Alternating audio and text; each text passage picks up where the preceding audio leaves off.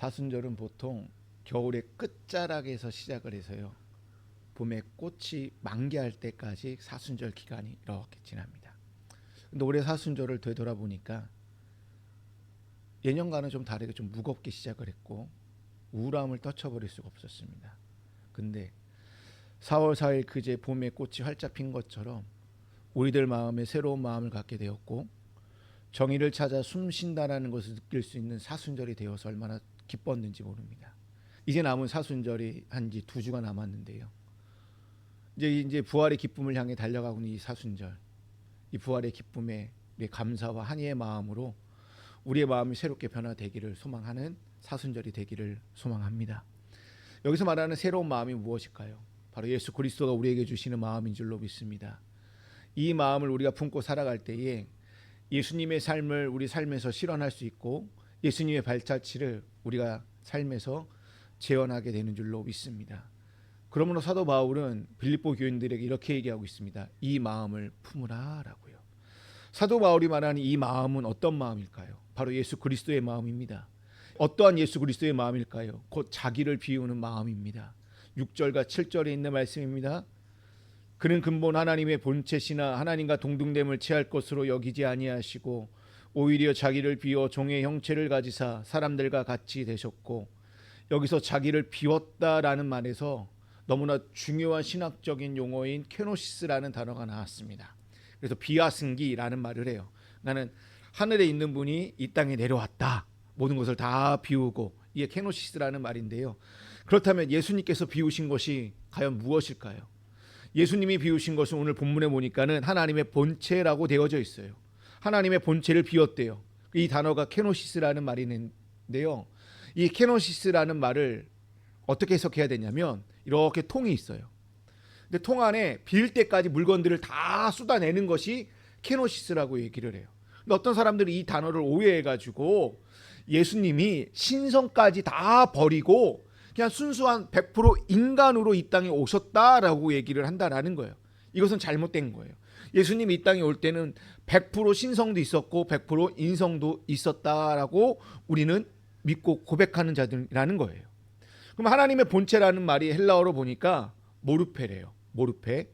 그리고 종의 형체를 가졌다고 할 때 이 형체를 스케마라고 얘기를 해요. 그러니까 모르페와 스케마의 이 차이를 이해를 해야 오늘 본문이 이해가 되는데, 쉽게 이야기를 할게요.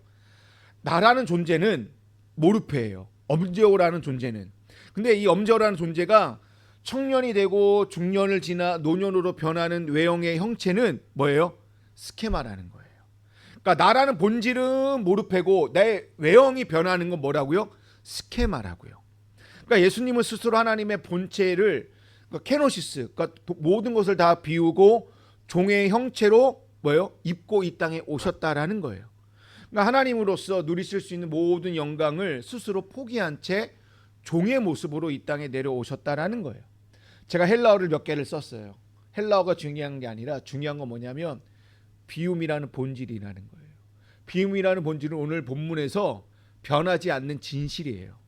그러니까 자신이 받을 만한 권리를 다 포기하고 겸손의 자리로 간 것이 주님의 비움이라는 사실입니다.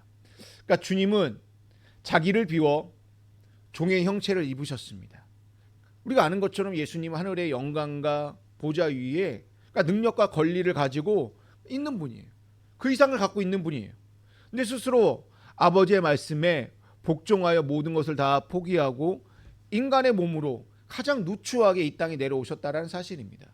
그 누추하게 내려왔다는 이 사실을 사도 바울은 뭐라고 얘기하냐면 인간의 몸으로 내려온 곳 자체가 가난한 삶으로 살기 위함이다 라고 얘기하고 있어요. 그것이 고린도후서 8장 9절 말씀입니다. 우리 주 예수 그리스도의 은혜를 너희가 알거니와 부유하신 이로써 너희를 위하여 가난하게 되심은 그의 가난함으로 말미암아 너희를 부유하게 하려 하심이라. 보세요. 예수님 스스로는 원래 부유한 분인데 이 땅에 종으로 내려오심으로 말미암아, 그러니까 가난하게 내려오심으로 말미암아 누구를 부유하기 위하여? 저와 여러분을 부유하기 위하여 이 땅에 내려오셨다라는 거예요. 이게 자기를 비운 삶이라고 말할 수 있다라는 것입니다. 오늘 우리 그리스도인들은 이러한 주님의 마음을 본받아야 되는 줄로 믿습니다. 우리가 가난해짐으로 다른 사람을 부유케 한다. 너무나 멋진 희생 아니에요? 이것이 그리스도인의 삶이라는 거예요. 근데 우리가 남들을 부유하게 해줬을 만큼의 이러한 재물이 있다면 얼마나 좋겠습니까? 나 살기도 바쁜데 우리는 이 가난해짐으로 말미암아 남들을 부유하게 할 수 있다? 그럼 얼마나 좋을까요? 근데 재물만 생각하면 안 돼요. 우리의 시간, 우리의 재능, 우리가 남들을 위해 하는 중보기도, 말씀을 가르치고 남들과 대화를 통하여 상담하고 다른 사람들을 신방하고 방문하는 이 모든 일들이 다른 사람들을 부유케 하는 일이라고 생각하셨으면 좋겠습니다. 우리가 그리스도인으로서 우리의 삶을 통해서 그리스도를 증거하고 하나님의 영광을 나타내기를 원한다면 먼저 나 자신을 낮추십시오. 그리고 나 자신이 가난해지기 위하여 한번 살아보십시오. 그러면 내 자신이 높아질 것입니다. 그게 바로 오늘 본문에 말하는 겸손 그리스도의 마음인 줄로 믿습니다. 그러나 요즘 사람들을 보게 되면 자기를 비우는 것을 거부를 해요. 어떻게든 채우려고 해요. 가난한 거 싫다고 얘기를 해요. 가난한 거 싫어해요. 다. 저도 싫어요. 여러분도 싫을 거예요. 근데 마태복음 5장 3절에 보게 되면 심령이 가난한 자는 복이 있나니 라고 했을 때 오늘날 기독교인들이 심령이 가난한 것도 싫다고 얘기를 해요. 어떻게든 내 안에 채우려고 한다는 거예요. 채워도 채워지지 않는 인간의 타락한 본성으로 인해 여러분 우리는 낙심할 수밖에 없고요. 시험에 빠질 수밖에 없고요. 그걸로 인해 우울감에 빠진다는 거예요. 자기 마음을 가득 채우려고 하다 보니 얼마나 힘들겠습니까? 얼마나 슬퍼요. 하나님의 사람들마저도 경쟁에 뛰어들어서 어떻게든 채우려고 해요. 정말 가슴 아픈 모습이라는 거예요. 이제라도 우리 마음 안에 예수님의 마음, 자기를 비우는 마음으로 한번 채워보십시오. 그런 마음으로 살아갈 때에 오히려 내 안에 감사와 기쁨으로 가득 차게 되는 줄로 믿습니다. 둘째로 이 마음은 낮추고 복종하는 마음이래요. 이게 8절에 있는 말씀입니다. 사람의 모양으로 나타나사 자기를 낮추시고 죽기까지 복종하셨으니 곧 십자가에 죽으심이라. 제가 아까 7절에 예수님은 종의 형체를 가졌다라고 말씀드렸어요. 종의 형체를 가졌다라는 말씀이 8절에서는 자기를 낮추셨다라는 말씀으로 이어지고 있다라는 거예요. 그러니까 예수님의 낮아짐은 마치 강물의 하류처럼, 하류는 온갖 더러운 곳이 내려와서 물이 혼탁해지는 곳이잖아요. 탁해지는 곳이잖아요. 바로 그곳에 예수 그리스도가 서 있는 자리라는 거예요. 예수님은 스스로 깨끗해지려고 상류에 있지 않았어요. 여러분 우리는 물가에 놀기 위해서 어디 하류에 가요? 상류로 가요? 어떻게든 상류로 가서 깨끗한 물에서 놀기를 원해요. 근데 예수님은 오히려 더러운 하류로 내려가셔서 사람들의 죄와 욕망을 다 품어주시기 위하여 십자가를 지시기 위하여 스스로 강의 하류에 내려가셔서 한 걸음 더 나가 바다에 풍덩 빠지셨다라는 거예요. 왜? 바다는 온갖 더러운 물을 다 받아서 스스로 깨끗하게 정화하는 능력이 있기 때문이라는 거죠. 그 바다에서 온갖 생명이 소생되고요. 인간의 삶을 풍성하게 만들어주는 것이 바다잖아요. 그것이 바로 예수 그리스도의 낮아짐이라는 거예요.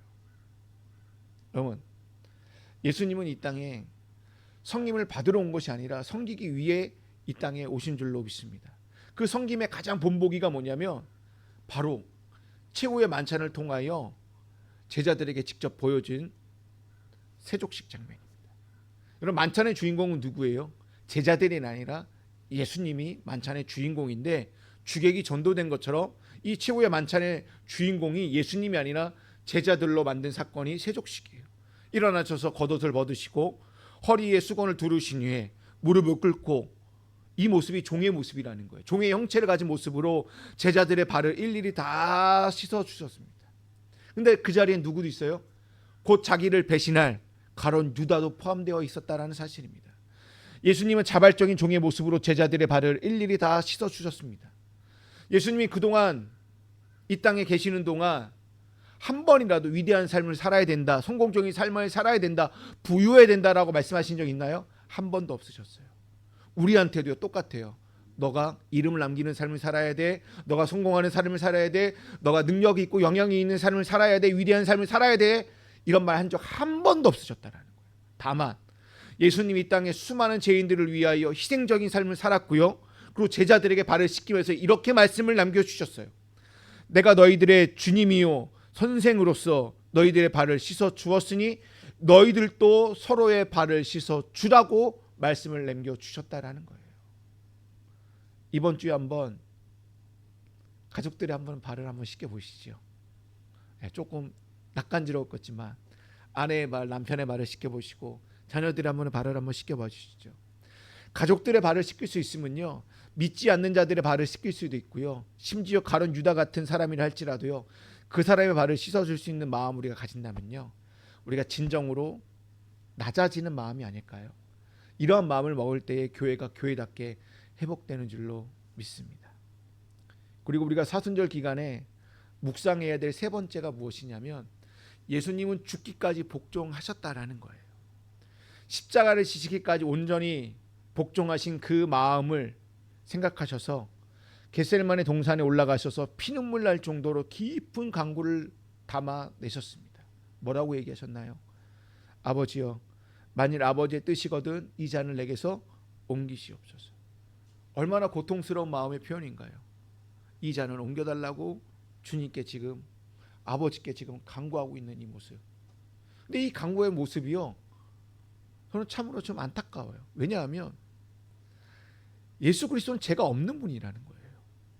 죄가 없는 하나님의 아들로서 왕의 자리를 다 버리고 인간의 몸으로 오셔서 치욕적인 십자가에 달리는 것만큼 억울한 일이 어디 있습니까? 본인도 알아요. 죄가 없이 내가 죽어야 되는 걸 알고 있어요. 도대체 누구 때문에, 누구의 죄 때문에 죽어야 되는 걸까요? 잘못이 있으셨나요? 죽임을 당할 만한 이유가 있으셨나요? 하나도 없으셨어요. 여러분, 세상에 억울하게 법 집행으로 옥살이하는 사람들이 있어요. 훗나 그 죄를 지은 진짜 범인이 나타나거나 재심 청구를 통하여 억울하게 옥살이하는 사람들을, 죄의 누명을 벗어주는 경우도 있어요. 아무리 누명을 벗겨졌다 해도 그동안 옥살이한 것은, 그리고 그들의 가족들은요, 억울해서 어찌 보상할 수 있겠습니까? 정말 비참한 것은 제가 하나도 없이 가장 처참하고 고통스러운 죽임을 당한 예수 그리스도라는 사실입니다. 예수님께서 죽음을 받아들였기 때문에 겟세마네 동산에서 이렇게 기도하지 않았을까요? 아버지, 내 원대로 마시고 아버지의 원대로 되기를 원합니다. 아버지, 내가 이 잔을 옮길 수 있으면 좋겠지만 이것도 나의 원이라면 내 원대로 마시고 아버지의 원대로 되기를 원합니다 라고 기도하시면서 끝까지 예수님은 종의 형체로서 아버지께 복종하는 마음을 가졌다라는 겁니다. 이 사순절 기간, 우리 남은 이 2주간 동안 우리가 품어야 될 마음이 바로 복종하는 마음이라는 거예요. 예수님께서 아버지에게 복종한 마음을 가졌던 것처럼 우리도 아버지께, 주님께 복종하는 마음을 가지면서 모든 것에 순종하며 나가기를 소망합니다. 한 번쯤 들어봤을 일화인데요, 일제강점기 시절 평양 산정현교회 주일 예배 시간에 때마침 손님이 찾아와 예배에 늦은 조만식 장로님, 유명한 독립운동가잖아요. 조만식 장로님이 허둥지둥 예배당에 늦게 이렇게 들어왔어요. 설교를 하고 있던 주기철 목사님께서 예배 시간에 늦은 조 장로님을 향하여 늦게 오신 분은 서서 예배를 드십시오 라고 얘기를 한 거예요. 예배당에는 묘한 긴장감이 이렇게 감돌았어요. 민족의 지도자이자 또 명성이 높은 조만식 선생님이잖아요.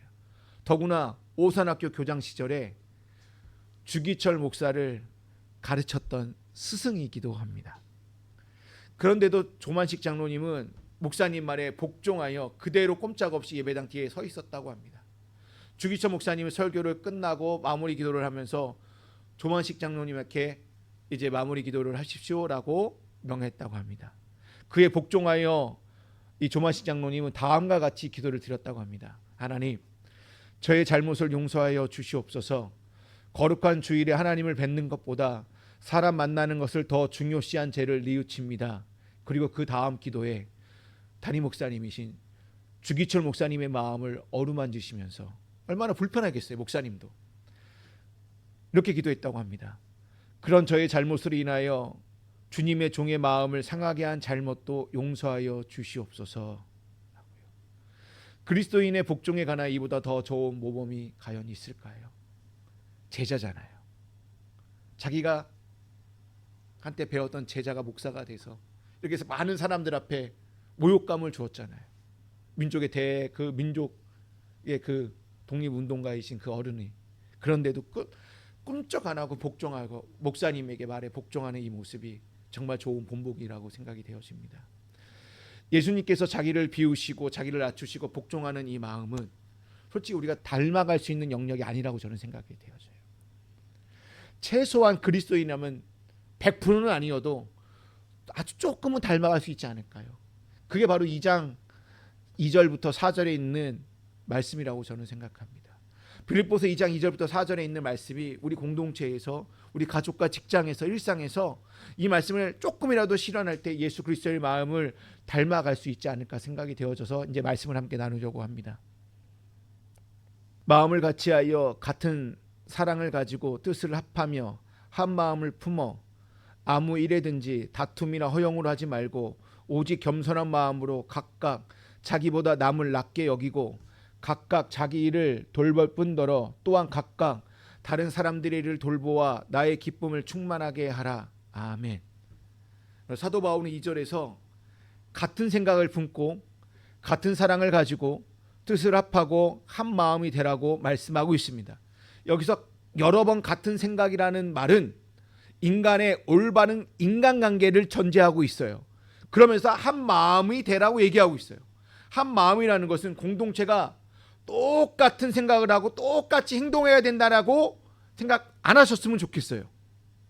똑같은 취향을 가지고 기계처럼 하는 일마다 무조건 찬성하고 동의하라는 그런 획일성을 강조하는 말이 아니에요. 각자의 개성과 각자의 신앙 스타일을 다 다름을 인정해 주시면서 예수 그리스도의 뜻을 함께 품고 살아가는 공동체의 모습으로 한 마음을 품어 같은 생각으로 뜻을 합하여 하나님이 원하는 공동체를 세워가라라는 방식이 같은 생각 한 마음이라고 여러분들이 이해하셨으면 좋겠습니다. 3절과 4절 말씀을 보시게 되면 우리가 삶의 그리스도의 마음을 가지고 실천해야 될 궁극적인 모습이 나와요. 사도 바울은 한마디로 경쟁심, 즉 저열한 마음으로 시기심이나 허영 같은 자기과시, 자랑이 아닌 겸손한 마음으로 서로를 배려해주고 자기보다 남을 낮게 더 높게 쳐주면서 이러한 태도를 가지라고 권면하고 있습니다. 근데요, 이 말이요, 그 시대는 정말 파격적인 말이었어요. 왜냐하면 그리스 로마 세계권에서 겸손은 미덕이 아니에요. 겸손은, 그 시대의 겸손은 노예들이 가져야 될 마음의 자세였다라는 거예요. 자신을 높일 수 있는 근거가 하나도 없이 자연적으로 갖게 될 특성이 겸손이었다라는 거예요. 그러니까 능력이 없기 때문에, 내가 가난하기 때문에, 내가 구역적으로 살 수밖에 없기 때문에 겸손하다라는 거예요. 그 당시 철학자들은요, 겸손을 좋게 보지 않았습니다. 그 당시 사회적 질서는요, 자신의 신분의 지위에 맞게 걸맞게 행동하는 거예요. 사회적 지위가 높은 사람이 낮은 지위에 있는 사람들과 어울리거나 동등한 권리를 가졌다라는 것, 이건 어리석은 일이라는 거예요. 질서를 파괴하는 일이고요, 사회를 불안하게 만드는 일이에요. 이쯤 되니까 예수 그리스도가 떠오르시죠. 예수 그리스도는 죄인들과 함께했기 때문에 바리새인들과 서기관들이요 그렇게 욕을 하는 거예요. 그리고 죄인들과, 그리고 세리와, 그리고 창녀들과, 그리고 병든 자들과, 그러니까 이들은 겸손할 수밖에 없는 자들인데 그들과 함께 왕의 아들이라는 자가 이렇게 낮은 자의 신분들과 함께 어울리기 때문에 사회 질서를 망가뜨리고 사회 질서를 불안하게 만든다고 생각하였기 때문에, 그렇기 때문에 종교 지도자들이 예수를 향하여 쟤를 죽여야 된다고, 쟤는 사회를 문란시키는 자들이라고 생각하였기 때문에 저 종교 지도자들이 예수를 향하여 그렇게 비난을 하고 욕을 하였다는 것입니다. 여러분, 이게 그리스 로마의 관점에서 겸손은 결코 좋은 게 아니에요. 미덕이 아니라는 거예요. 근데 그리스도의 복음의 관점에서 겸손은 완전히 반대되는 관점이잖아요. 그리스 로마 세계에서 겸손은, 여러분 지금까지 종합한 것을 얘기해 보면 저열한 마음이고요, 노예 근성이고요, 비굴한 의미이기 때문에 수치와 구욕이었어요. 그렇기 때문에 예수님이요 이런 말 하잖아요. 오른밤을 맞거든 왼밤도 내놓으라고. 이렇게 수치와 구욕을 당하는 것이 이게 겸손이었다라는 거예요, 그 당시 때는. 근데 그리스도의 복음은 무엇입니까? 그래, 오른밤을 쳐. 나 수치와 구욕을 당해도 좋으니까 나 왼밤도 쳐. 이게 그리스도의 겸손이었다라는 거예요. 이것이 선한 공동체의 삶을 이루는 지탱하는 요소였다라는 거예요. 그렇기 때문에 그리스도의 복음 안에서는 이 겸손이 진리와 사랑과 함께 중요한 덕목으로 자리 잡게 되었다라는 것입니다. 그렇기 때문에 초대교회에서 이 겸손의 모습으로 이 저 노마인들과 저 헬라 사람들을 대하니까 저들이 놀랄 수밖에 없는 거예요. 저들은 대체 누구인데 왜 저렇게 살지? 저들의 삶의 자세는 무엇이지? 그들을 연구하게 되니까 저 십자가에 죽은 저 예수에 의해서 저들이 그렇게 변화되었구나라고 그들이 배우게 되었다라는 것입니다. 4절 말씀을 보게 되면 이 겸손이 한 걸음 더 나아가 뭐라고 나오냐면 자기보다 남을 낮게 여기다라고 되어져 있어요.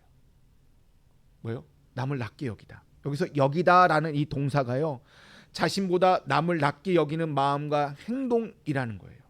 그리스 로마에서는요, 누구를 낮게 여기다 있을 수 없는 거예요. 왜냐하면 그 당시 때는 타인을 짓밟는 게 정석인 거예요. 존중 없어요. 그냥 나보다 다 아랫사람으로 취급을 하는 거예요.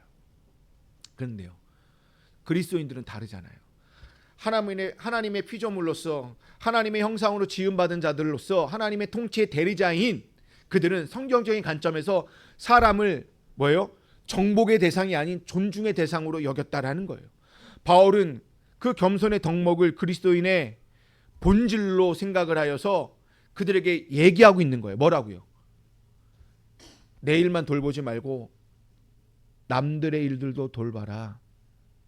그래서 남들도 낮게 여겨라 라고 얘기하고 있다는 거예요. 사도 바울이 고린도전서 13장 5절에서 사랑은 자기 유익을 구하지 않는다라는 말씀가 너무나 일맥상통한 말씀이라는 거예요. 이제 저는 말씀을 마치려고 합니다. 성 어거스틴이 어느 날 제자들로부터 이런 질문을 받습니다. 선생님, 그리스도인들의 최고의 덕이 무엇입니까? 근데 어거스틴이 무엇이라고 대답했을까요? 첫째는 겸손이다. 제자가 다시 묻습니다. 그러면 둘째는 무엇입니까? 둘째도 겸손이다. 셋째는 무엇입니까? 셋째도 겸손이다. 여러분, 겸손은 가난한 마음에서 시작이 됩니다. 예수님이 종의 형체로 이 땅에 내려와서 가난한 모습으로 사셨잖아요. 누구를 위하여? 우리를 부유하기 위하여. 이게 그리스도인들의 마음의 자세라는 거예요. 가난한 마음을 가지려면 하나님의 시선으로, 하나님의 안목으로 자신을 바라볼 수 있어야 돼요. 그렇기 때문에 거울 앞에 서야 되고요. 거울 앞에 설 때 자신의 모습을 정확히 볼 수 있잖아요. 우리에게 영적인 거울은 무엇입니까? 하나님의 말씀. 그리고 하나님의 거울 앞에, 하나님의 시선 앞에 내가 이렇게 서서 우리의 모습을, 우리의 본 모습을 제대로 볼 때에 내가 겸손해질 수 있는 줄로 믿습니다. 그 겸손의 모습이 바로 3절 4절에 있는 말씀처럼 이웃과 공동체에게 선을 베푸는 것으로 나타나게 되어져 있습니다. 이 말씀을 메시지 성경으로 읽겠습니다. 자신의 방식을 앞세우지 말고 그럴듯한 말로 자신의 방식을 내세우지 마십시오. 자기를 제쳐두고 다른 사람이 잘 되도록 도우십시오. 자기 이익을 꾀하는 일에 사로잡히지 마십시오. 자신을 잊을 정도로 도움의 손길을 내미십시오. 아멘. 우리 모두 3절 4절에 있는 이 메시지 성경에 있는 말씀처럼 이 마음을 품어 나 자신을 비우는 마음으로, 그리고 한없는 겸손의 자리로 나아가 하나님께 죽기까지 복종하는 그 삶의 자세로 살아가는 저와 여러분이 다 되시기를 주님의 이름으로 축원드립니다.